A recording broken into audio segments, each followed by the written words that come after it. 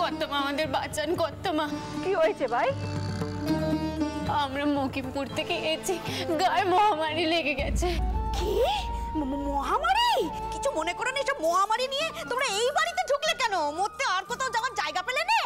ওরা আমাদের পেয়ে যা, ওদের ভালো মন্দের দিকটা তো আমাদেরকেই দেখতে হবে। আমার আর এসব সহ্য হচ্ছে না চন্দর, সহ্য হচ্ছে না। বাড়ির কর্তারা গেছে বলে কি আমাদের কেউ গেরাজি করবে না? তোর বউ আজ বড় গিনি কথাও শোনে নে। এই অসুখ যদি বাড়ির কারো হয় তখন?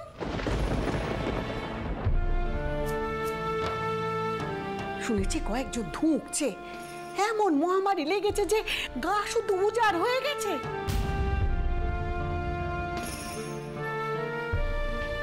কি হলো, তুই কোনো কথার উত্তর দিচ্ছিস না যে?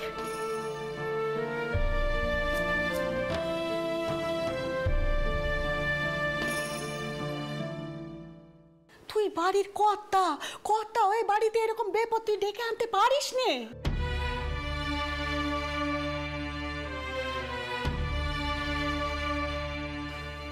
দিদমা, এরা একটা দিন থাক, এখন আর কোথায় যাবে?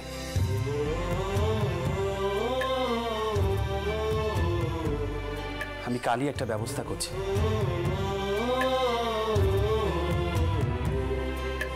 এরাও চিকিৎসা পাবে আর বাড়ির কারো কোনো ক্ষতি হবে না।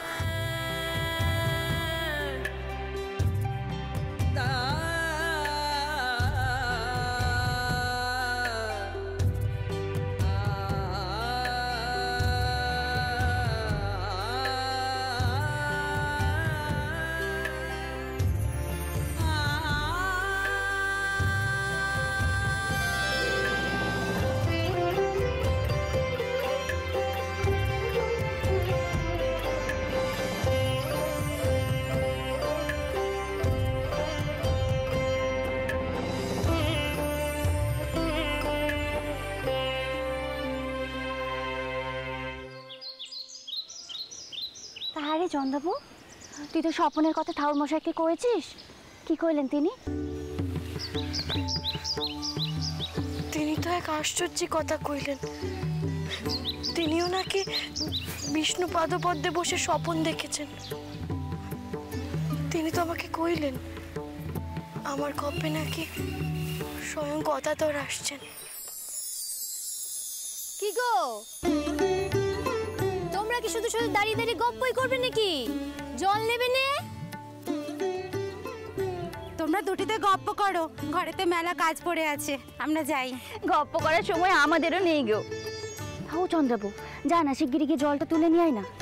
আমি যাই, সুদূরে ঘাটে যাই।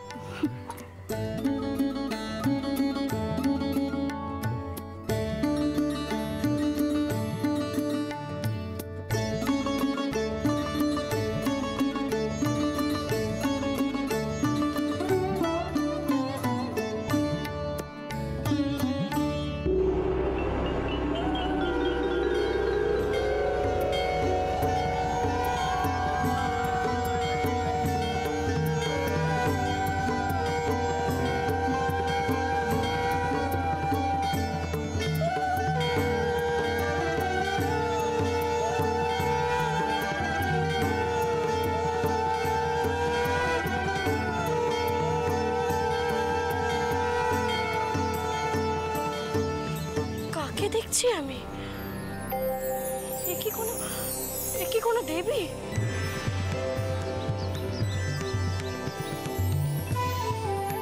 দেবী না হলে তো চারধারে অমন আলো হতো না। হ্যাঁ,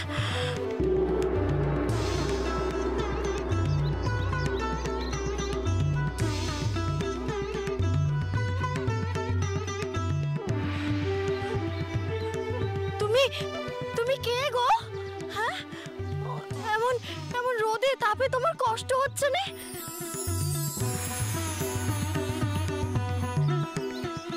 এসো না, আমার ঘরে একটু বসবে, চলো।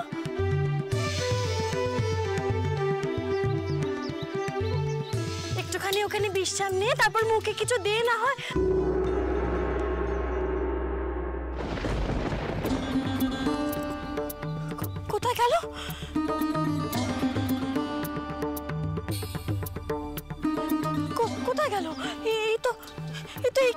এখানেই ছিল, আমার সম্মুখে এক্ষুনি। কোথায় গেল? ও কি রে চন্দ্রাবু, এই ঝাঝা রোদে ঠাই দাঁড়িয়ে আছিস, জল তুলিসনি? তুই কি এত ভাবিস বাবু আমি বুঝি নে। যা না শিগগিরিকে জলটা তুলে আন। যা দেখলুম ধনীকে বলবো? না না থাক, শুনে আবার হাসবে। কিন্তু যা দেখলুম সেটাও কি আমার মনের ভুল? কে ওই মায়াকারা দেবী? কেনই বা তার দর্শন পেলুম আমি? নানা রূপে নানা যুগ ধরে পাপী তাপী মানুষদের উদ্ধার করার জন্য তো ভগবান এসছেন পৃথিবীতে, তাই নয় গো? এই কলিযুগে তিনি আসছেন আমাদের সন্তান রূপে। আমরা তাকে সন্তান রূপে পেতে চলেছি, তুমি বিশ্বাস করো, আমার মন বলছে তার লীলে আমরা ঠিক সচক্ষে দেখতে পাবো।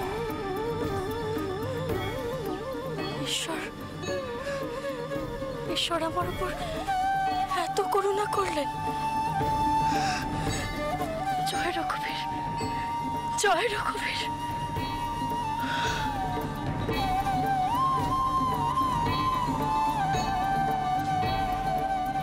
কিরে চন্দ্রাবু, শিগগিরি ভর।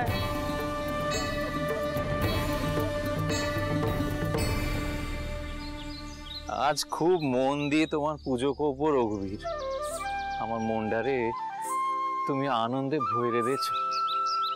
জয় রঘুবীর, জয় রঘুবীর। তবে কি আমি মিছে কথা কইছি নাকি? আমি স্পষ্ট দেখলুম সেই দেবীকে, তার সঙ্গে কথা পর্যন্ত কইলুম। তুই নিজের সঙ্গে নিজে কথা কইছিস রে চন্দ্রাবু, ও তোর মনের ভুল। কই আমি তো পাশের ঘাটেই ছিলুম, তা দেবী কেন একনা রাজহাঁস তো চোখে পড়লো নে। অত আলো তাও তো চোখে পড়লো নে। এই সূর্যের আলো তো চোখে পড়েছে সত্যি চন্দ্রাবু। তোর না মাথাটা একেবারে গেছে। ওই ঠাকুর মশাইকে কয়ে তোর মাথার চিকিৎসা করার কথা বলতে হবে। আয়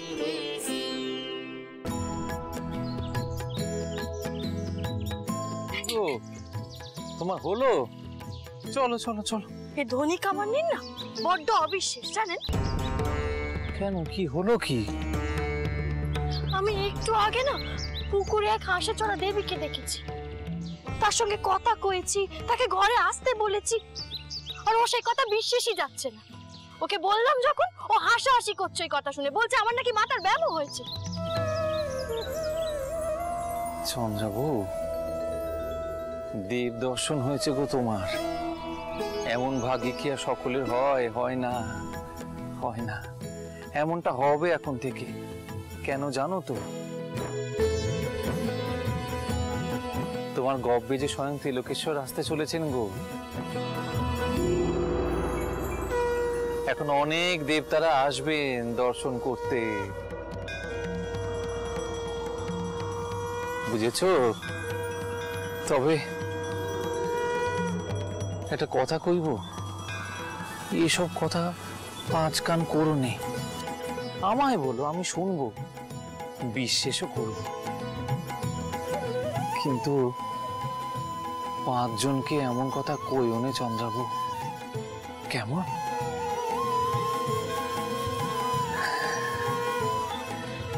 চলো।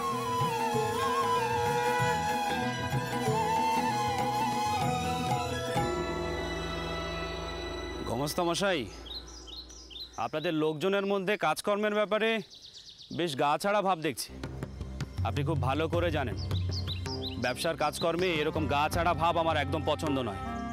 আগে কি হয়েছে? কি হয়েছে মানে? গড় থেকে রীতিমতো অভিযোগ আনা হয়েছে যে আমরা গোড়া সৈন্যদেরকে সঠিক সময়ে রসদ সরবরাহ করছি না। আমি জানতে চাই কেন সঠিক সময়ে রসদ সরবরাহ করা হয়নি। আগে বিহারি মানে যার উপরে গড়ের মালপত্র সরবরাহ করার দায়িত্ব ছিল, সে তো কিছুদিন হলো জ্বরে পড়েছে, কাজে আসতে পারছে না। দেখুন, কেউ অসুস্থ বলে তো আর ব্যবসা বন্ধ থাকতে পারে না। আপনি ওনার জায়গায় অন্য কাউকে দায়িত্ব দিন। তাই দিচ্ছি। ভাবলুম সাধারণ জ্বর জারি কটা দিনের, কিন্তু এ তো দেখছি সারছেই না। হ্যাঁ, এই অজানা জ্বরটা চারিদিকে কেমন ছড়িয়ে পড়েছে। আমার প্রজারাও বেশ কাবু হয়ে পড়েছে। আমাদেরকে একটু সতর্ক থাকতে হবে।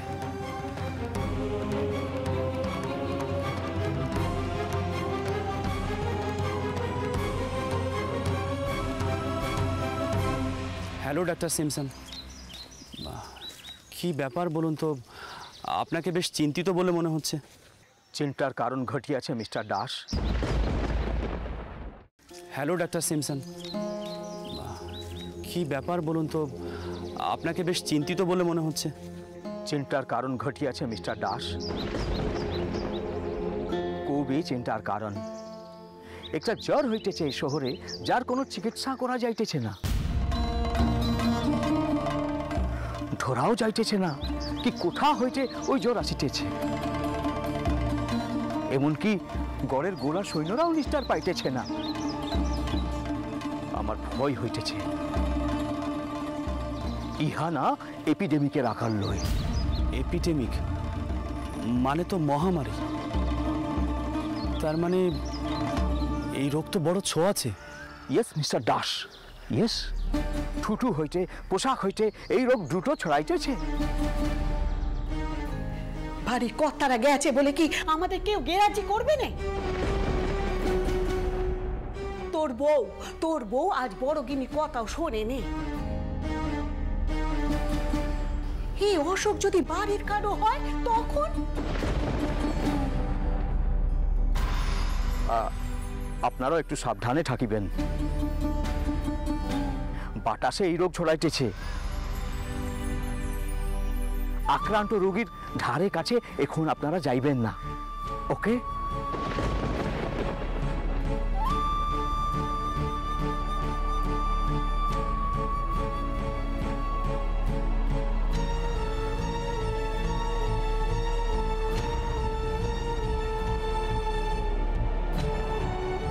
রানীকে এই ঘটনাটা এখনই জানানো দরকার। বাড়িতে ছেলেপিলে সমেত এত মানুষ, বিপদ আপদ ঘটতে কতক্ষণ?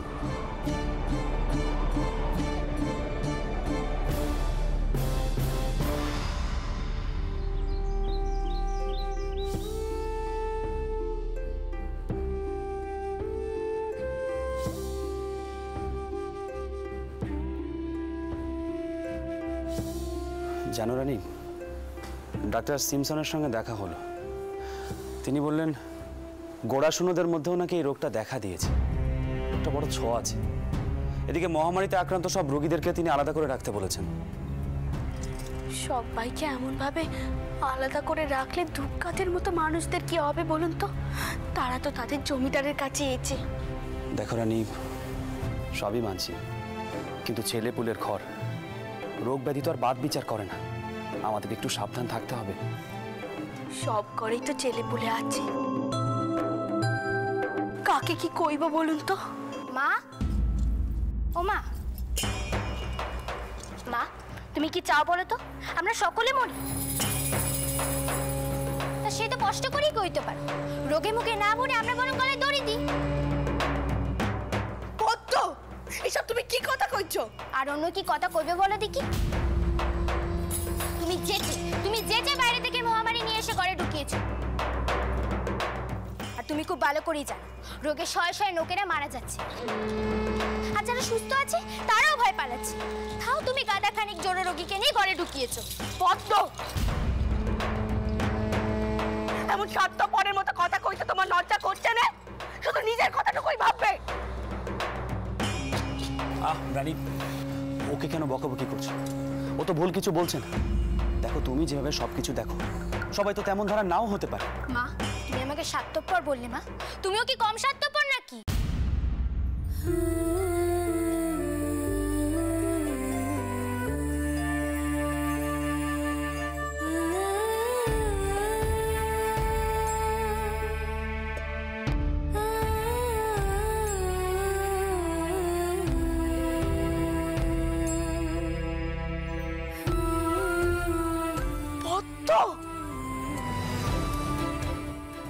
তুমি কি কথা কইলে? আমি স্বার্থপর?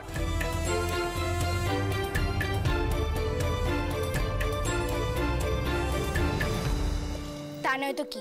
তোমার কাছে যে এসে কেঁদে পড়ে অমনি তুমি তোমার নাম কেনার জন্য তাদের সেবা যত্নে পরানটা ঢেলে দাও। অন্যের ভালো মন্দের কথা ভাবুন, নিজের নাম কেনার জন্য এমন করাটা কি স্বার্থপরতা নয়? শুনলেন শুনলেন আপনি কত কি কয়ে গেলাম? আমি নাকি স্বার্থপর? আমি নিজের নাম কেনার জন্য মানুষ সেবা করি। শান্ত হও। তুমি কি পদ্মের মতো ছেলে মানুষ হলে না? পদ্ম তো নিজের বুদ্ধি থেকে কথাগুলো বলছে না, ওকে কথাগুলো মাথায় ঠোকানো হচ্ছে। দেখো, ছোট খুড়িমা সারাক্ষণ ওর কানের মধ্যে কুমন্ত্রণা দিচ্ছে। কিন্তু এটাও ঠিক রানী, আমাদেরকে একটু সাবধান হতে হবে। মহামারী যেভাবে ছড়াচ্ছে তাতে কিছু বলা যায় না। রোগটা যে বড় ছোঁয়াচে।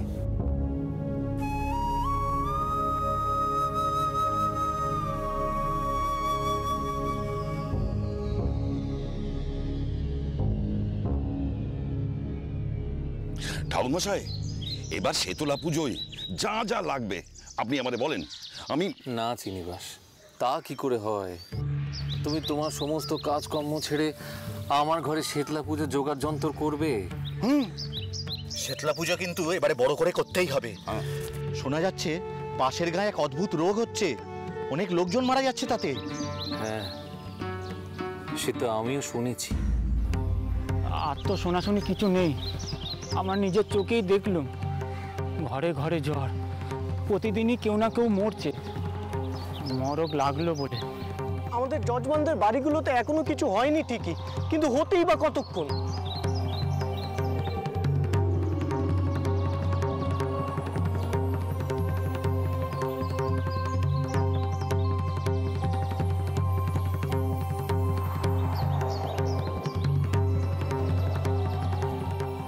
বাবা, এই তো বাবারা, তোমরা তো পাশের গায়ে জজমানি করতে গিয়েছিলে, কি অবস্থা দেখলে বলো দেখি?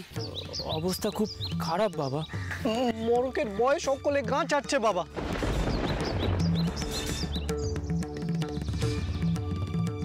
চন্দ্রবাবুকে সাবধানে রাখতে হবে, ভয় হচ্ছে কামার পুকুরও নাই মরক ঢোকে। শোনো বাবারা, তোমরা পুকুরে ডুব দিয়ে তবে ঘরে ঢুকো, আর তোমাদের এই যে জামা কাপড় সব আলাদা করে সাবধানে রেখো বাবারা। কামার পুকুরে যেন কোনো মতেই অঘটন ঘটতে না পারে। ভাই যজ্ঞেশ্বর, চিনিবাস, তোমরা ঠিক কথাই বলেছ। শীতলা মায়ের পুজোটা এবার সত্যি খুব বড় করে করতে হবে, কোনো রকমই অঘটন ঘটতে দেওয়া যাবে না। না না না, একদমই না। জয় মা শেতলা, জয় মা শেতলা। ও চন্দ্রবাবু, কি করছিস রে? এই নে, তোর জন্য পান সুপুরি এনেছি। তা তোর বউকে একবার ডাক দেখিনি? বলি, ও বউ, একবার বাইরে এসো দেখি। আসছি। বলো। আচ্ছা শোনো, এই পান সুপুরি খানা তোমার শাশুড়ি মাকে খাওয়ার পরে দিও, মুখখানা একটু ভালো লাগবে। আচ্ছা। ও মা, হ্যাঁ রে কামান্নি, তোর কি কোনো কাণ্ড জ্ঞান নেই নাকি? বউয়ের সামনে কি কথা কইছিলি? যদি বুঝে ফেলতো। হ্যাঁ, এই কথা এখন আমি কাউকে কইনি, আর তিনি বলে দিয়েছেন এই কথা এখন কাউকে জানানোর দরকার নেই। হ্যাঁ মৌলজা, এ কি আবার নুকোবার কথা আছে নাকি? তা বলি, কোটালের গন্ধ আর মানুষের গল্প কি কখনো লুকোনো যায়? সে যখন জানবে তখন জানবে, এখন এসব বলে। মাসি,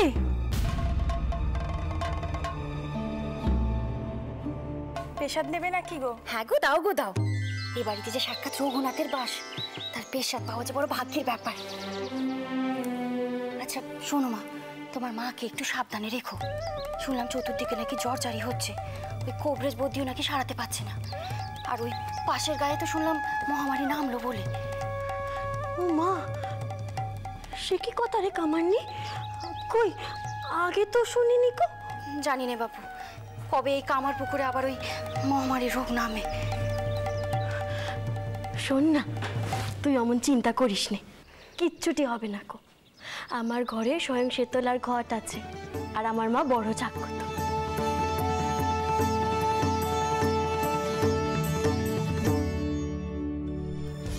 কি হলো, হাঁ করো।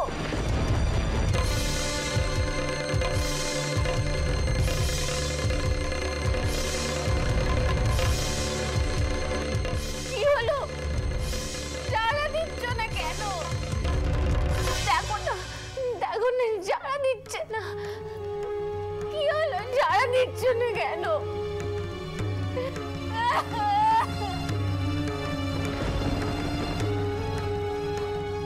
সর্বনাশ, মনে হচ্ছে নোকটা মরেই গেছে। যাই যাই গে, এক্ষুনি বৌরানীকে খবরটা দিয়ে আসি। বৌরানী, বৌরানী, বৌরানী, সর্বনাশ হয়ে গেছে গো। কি হয়েছে? কি ওই তুকার বড়ার কথা কইছে না, বোধহয় মারা গেছে। সে কি? হ্যাঁ গো, রোগ নিয়ে বাড়িতে ঢুকেছিল, বোধহয় ওই রোগের জীবনটা গেল। এবার যে রোগটা বাড়িতে ছড়িয়ে পড়বে।